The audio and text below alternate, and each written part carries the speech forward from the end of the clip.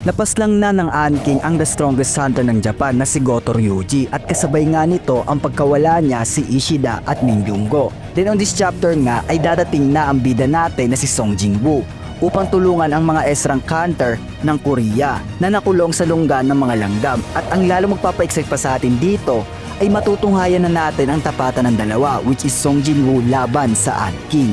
Kaya tapusin mo ang video na ito. Hi di senpai ko, kung bago ka nga lang dito, please follow and subscribe na. By the way, sa mga gustong manood ng solo leveling ng kompleto, manood lang sa Bilibili apps. Merong season 1 and season 2 dito. Iwan ko na lang ang link sa comment section. Bali, pag-usapan nga natin dito ang chapter 101 up to 103 ng solo leveling or ang episode 12. So ano pang hinihintay natin? Let's go!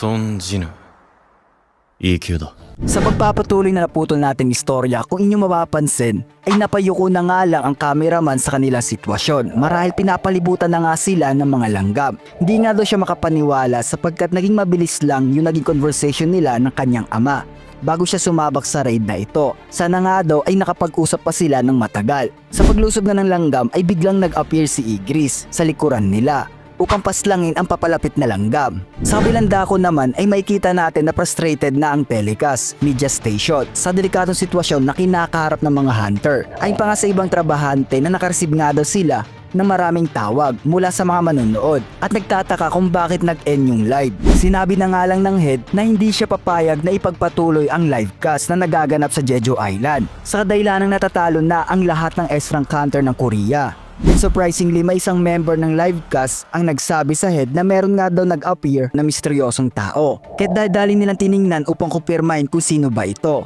At doon nga ay nagulat ang head nung makita ang unidentified hunter na bigla na lang nag-appear. Kaya pinagmadali niya ang lahat ng TV cast member na ipagpatuloy muli ang pag-live sa mga hunter. Ayon pa nga sa head na wala na nga daw kahit sino pa ang maghahadlang sa kanilang livecast.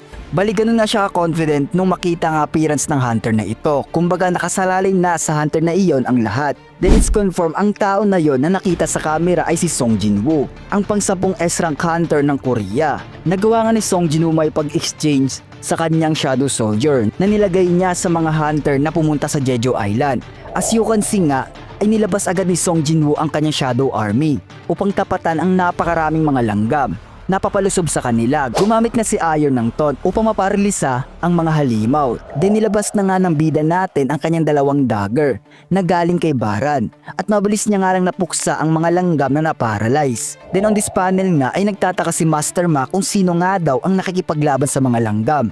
Nag-response naman si Baekhyunho na wala na nga daw silang dapat ipag-alala pa, knowing na nandito na ang the strongest hunter ng Korea na si Song Jinwoo upang i-rescue sila. Naging busy nga ang lahat ng mga Shadow Soldier ni Song Jinwoo sa pagpuksa sa mga langgam. However, dahil nga sa napakadami nito ay hindi nila kaya mapaunti ang bilang ng mga halimaw. Kaya't nag-isip siya ng plano na yung mga langgam na napaslang ng kanyang Shadow Soldier ay binubuhay niya muli para mapabilang sa kanyang hukbo. Nagulat nga ang cameraman sa kanya natuklasan na kapangyarihan ni Song Jinwoo. Then biglangan tumawag ang head sa cameraman na i-telecast nga daw ang nangyayari ngayon. Marahil ang buong mundo ay nanunood. Nagwika na nga lang ang cameraman na hindi nga daw siya sigurado. Pero one thing for sure na ang langgam na nakikita ng kanyang mga mata ay nag-aaway sa isa't isa. Habang busy nga ang lahat ng Shadow Soldier ni Song Jinwoo ay nilapitan niya ang Korean hunters upang bigyan ito ng potion na magpapagaling sa any injury na na-receive nila. Nagulat nga ang Korean hunter nung mainom nila ang potion ay instantly nakarecover agad sila. However, may isang hunter nga ang hindi pa gumagaling at ito ay si Hunter Cha. Dahil nga sa critical yung pinsarang natamo ni Hunter Cha ay hindi gumagana ang potion na pinapainom ni Song Jinwoo dito. At ang masama pa, yung senses ni Hunter Cha ay unti-unti nang humihina ayon sa bida natin. Nagbigay utos nga si Song Jinwoo sa mga hunters na agaran ng lisanin ang lungga ng mga langgam bago sila dumugin ito ulit. Naging kampante nga si Song Jinwoo marahil nalinis na nga daw niya yung dadaanan nila upang lumikas. Pero sa hindi inaasahan nga ay biglang bumalik ang Ant King sa lungga. Nagwika nga ang Ant King na wala nga daw sa labas ang hari. Bali dito nga ay naging successful yung pagpaslang ng Ant King sa the strongest hunter ng Japan, which is si Goto Ryuji. Habang papalapit nga ang Ant King ay nagtanong siya sa mga hunter kung sino nga ba daw ang pwedeng maging hari nila. Pinagpawisan nga si Baekhyunho at Master Ma nung makita ulit ang appearance ng Ant King. Then biglangan tumayo si Song Jinwoo at nagsabi kay Masterman na ipapaubayan niya na nga daw ang kaligtasan ni Hunter Cha sa kanya. Bali binabalak na ng bida natin na kalabanin ng Ant King. Sumigaw nga si Master Ma kay Song Jinwoo upang pigilan sana ito, but suddenly ay buo na ang pasya ni Song Jinwoo. Alam nga ng bida natin na napaslang na si Goto Ryuji. Sa kadahilan ng na-disconnect nga daw yung Shadow Soldier na nilagay niya sa anino nito, so meaning alam niya kung gaano kalakas rin ang halimaw na nasa harapan niya ngayon. Nagsalita nga ang Ant King at nagtanong kay Song Jinwoo kung siya ba daw ang hari ng mga tao. Nag-response naman ang bida natin at nagwikang nakakamangha, isang nagsasalitang insekto. At doon nga nagkatitigan ng dalawa. Then kasabay nito ang pag-release nila ng powerful aura. Nagsalita nga ang Ant King na nakakasense nga daw siya ng mapanganib na aura coming from Song Jinwoo. Kaya't nag-flex ng sturdy aura ang Ant King upang ipakita kay Song Jinwoo na siya ang mas malakas. Napangiti na nga lang yung bida natin at nagwikang ngayon ay nagmumukha ka ng insekto talaga. Dahil sa pag-range nito sa harapan ni Song Jinwoo. Sa kabilang dako naman nung 5 minutes earlier nga, bago pumasok si Song Jinwoo sa eksena, kung inyong mapapansin ay nanonood ang lahat ng mga hunter including Joe at Hunter Song. Bali pinagtataka nga nila dito kung bakit naputol yung live. Then nagulantang nga ang lahat ng mga hunter nung malaman rin yung balita na napaslang na si Min Byung-go. Karagdagan pa nga dito na hindi rin nila kumpirmado yung safety ng mga hunters. Kaya't nag-aalala na ang lahat ng mga manunood. Sa kadahilan ng nasa panganib ang buhay ng mga Korean hunters. At sa hindi inaasahan nga mga kaibigan, ay muling bumalik ang live. Then in-announce nga dito na meron nga daw nagpakita na unidentified hunter. At yung mga nakapanood nga nito ay nagulat at doon mauputol ang panel. Dedadako naman tayo sa pag-uusap ng mga Hapon. Nalungkot nga si Sugimoto nung malaman na wala na silang balita patungkol kay Goto Ryuji. Pinaalam nga nila ito sa president ng Japanese Hunter na si Matsumoto. Din karagdagan niya pa na hanggang ngayon ay buhay pa rin ang mga Korean hunters. Nakita nga nila sa radar yung immense magical power na nanggagaling sa dalawa, which is si Song Jinwoo at ang Ant King. In other side naman, kung inyo may kita, ay nagtaka ang mama ni Song Jinwoo na bakit daw hindi gumagana ang TV nila. Habang chinecheck niya nga ito, ay narinig niya ang sigaw ni Jin-ah mula sa kwarto nito. At ang rason pala ay nanonood siya ng live sa Jeju Island. At ang lalong napagulantang nga sa kanya, nung makita na nasa live ang kuya niya na si Song Jinwoo na kinakaharap ngayon ang Ant King. Hindi nga lang si Jin-ah yung nagulat, pati na rin mismo ang chairman na si Gon-hye. Marahil nagkaroon na ng pag-asang bansa nila na ma-accomplish ang Jeju Island raid sa pag-appear ni Song Jinwoo. Back to the scene sa pagharap ng Ant King at ni Song Jinwoo, kung inyo may silayan na una nang umatake ang Ant King gamit ang kanyang kanang kamay na tumama talaga sa ulo ng bida natin. At nag-release nga ito ng napakalakas na impact dahil sa lakas ng force na nag-direct hit sa mukha ng bida natin. Nasaksihan nga ni Baekhyun-ho na natamaan si Song Jinwoo. Nagsalita nga ng halimaw at sinabing hindi ikaw ang hari. Bali ganun nga siya confident na napaslang niya si Song Jinwoo sa isang atake lamang. Then surprisingly, hindi man lang gumalaw si Song Jinwoo sa kanyang kinatatayuan.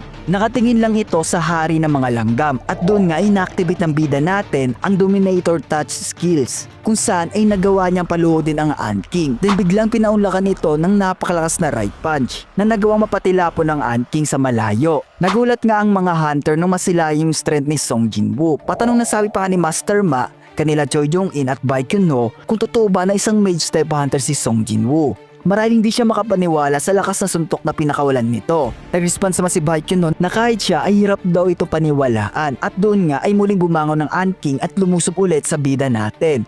Na-amaze nga si Song Jinwoo sapagkat nagawa ng Ant King makasurvive sa atake niya at makabangon agad. Kitinala niya dito na dahil daw ito sa exoskeleton na meron ng insekto. As you can see nga, ay magsasagawa sana ng atake si Song Jinwoo pero nabaling yung atensyon niya sa bilis ng halimaw na mag-counter-attack agad sa kanya kahit natuon yung atensyon ng bida natin upang sanggain ang atake ng insekto. Dahil nga sa lakas ng atake ng Ant King ay nagawa nitong masira ang lupang kinatatayuan nilang dalawa. However, hindi nga ito nagawang magalaw kahit oonte si Song Jinwoo sa kanya kinatatayuan. Kaya't siya naman yung muling umatake at nagsagawa ng isang right punch na tumama sa bandang tagiliran ng insekto. Hindi nga rin nagpatinag ang Ant King at sinuntok si Song Jinwoo sa ulo. Kung inyo makikita nga ay sunod-sunod ang atake pinapakawalan ng dalawa. At ang lahat ng ito ay tumatama talaga sa bandang ulo nila. Dahil nga sa immense magical power na nakikreate ng dalawa sa pag-clash, ang below A rank hunter ay pwedeng mawalan ng consciousness sa kadahilan ng hindi nila kayang i-handle yung magical energy. Napansin nga ng Ant King na nagawa ni Song Jinwoo masira ang exoskeleton ng katawan niya. Kit ayon pa sa hari ng mga langgam ay natatalo siya sa clashes ng pure strength. Kit napatanong siya kung sino nga ba daw ang taong kaharap niya ngayon. Bali na-acknowledge nga ng Ant King ang pure strength ni Song Jinwoo sa labanan. Sa panel nga na ito ay nagbangga ng kamao nila na naging dahilan ng pagtalsik ng dalawa. Unfortunately ay naging malaking problema ito sa Anki sapagkat nagawa ni Song Jinwoo matalo siya sa tagisan ng lakas. Bukod pa dyan, ang kanang kamay nga ng Anking ay nagawa ulit ni Song Jinwoo makrak at sa hindi inaasahan nga ay biglang lumusob ang bida natin at ina-uppercut ang insekto. Then biglang nilabas ng Anking ang kanyang napakahabang dila at ginamit ito para patamaan si Song Jinwoo sa kanyang pisngi na naging dahilan ng pag-atras ng bida natin. At napansin nga rin ni Song Jinwoo yung atake na yon ay may nakapaloob na lason dahil isa itong paralytic venom kung saan ay lalong lumalakas ang lason once na nahalo ito sa magical energy ng target. Lumapit nga si Anking at nagwikang mukhang nasa delikado sitwasyon ka, human. At doon nga ay natake niya si Song Jinwoo. Then mauputol dito ang scene ng paglalaban ng dalawa. At dadako naman tayo sa mga S-rank counter ng Japan. Makikita nga natin na na-trauma si Hoshino sa kanyang nasaksihan na halimaw.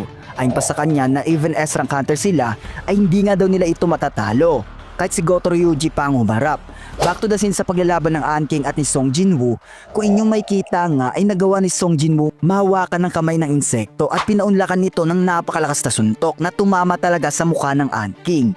As you can see nga ay kusang naghil ang laso na nilagay ng Anking kay Song Jinwoo. Ayon pa sa bida natin, dahil nga dumataas yung player stat niya ay madali niya lang nasisense yung takot na nararamdaman ng Anking sa kanya. Pero sinabi naman ng bida natin ay pares lang sila. Knowing na nasa critical na kondisyon si Hunter Cha, kahit hanggat maaari ay need niya na matalo agad ang halimaw. Nag-decide nga ang Anking na lusubin ang Korean Hunter na pinoprotekta ni Song Jinwoo. Napansin nga ito ng bida natin kahit hinabol niya ito at sinipa ng napakalakas. Nakabangon nga agad ang insekto at lumipad. Nagsalita nga ito na even ang laso na in-apply niya ay hindi tumatalab sa bida natin kaya nag-decide siya na magiging worthless nga daw kung makipagsabayan siya sa bida natin ng pure strength, knowing na dihado siya dito. Alam rin kasi ng Anking kung ano yung specialized na kanyang abilidad. It's more in flexibility and speed. Kaya't doon niya dadaan ng labanan nila ni Song Jinwoo. Kinompress nga ng halimaw ang kanyang katawan upang mag-focus ang pag-atake niya sa bilis. Nagsalita nga ang Anking na tutuldukan niya na ang maligayang sandali ni Song Jinwoo ngayon. Pero sa panel nga na ito ay nilabas rin ni Song Jinwoo ang kanyang dalawang dagger.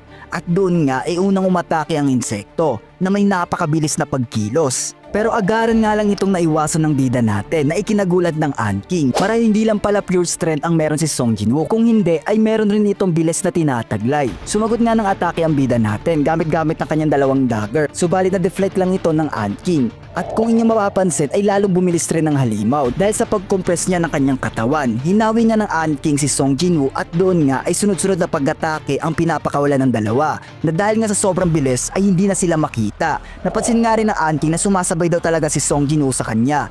At hindi lang yan, marahil nakakain na nito mag-dominate o lalo pang bumilis. Napatanong na nga lang yung Anking kung saan lupalok ba ng mundo nang galing si Song Jinwoo. Sa POV naman ng bida natin, sa palagay niya nga na halos same level lang daw ang Anking at si Bara na nakaharap niya sa Demon Castle or mas sigit pa ang Anking na ito. However, dahil nga sa nakapag-acquire na si Song Jinwoo ng malakas na weapon at nakapag-level up na rin ay malaki ang kumpiyansa niya sa kanyang sarili na matatalo niya ang insekto na ito.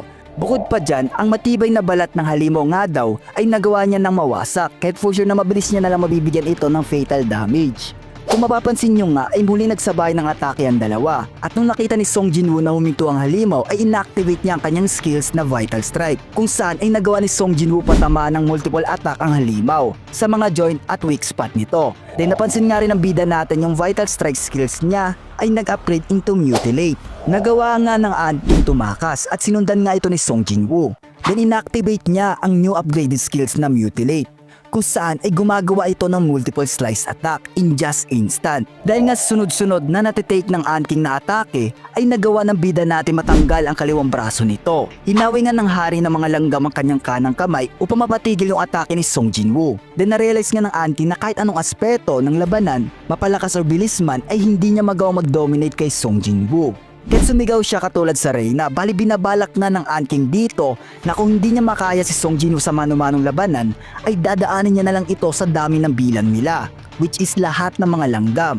Kung inyo makikita nga ay tinuro ng Anking si Song Jinwoo na nagpapaiwatig na atakin ito ng kanyang mga alagad. Then nagsalita nga ang Anking kay Song Jinwoo na papaano ka ngayon. At doon nga ay biglang nilabas ng bida natin ang lahat ng kanyang Shadow Soldier upang pantayan ang bilang ng mga langgam. Nagulantang ang Anking nung makita na nagawa ni Song Jinwoo mag-summon ng army at doon matatapos ang chapter 101 up to 103 na solo leveling. Napaka-intense nga ng paglalaban ng dalawang ito mga kaibigan, pero sa huli ay isa lang ang magwawagi. Kaya't make sure na mag-subscribe and follow na. Once again, mag-download na kayo ng Bilibili apps para lagi ka updated kung may bago release ang solo leveling anime. This is Senpai Koy, peace out.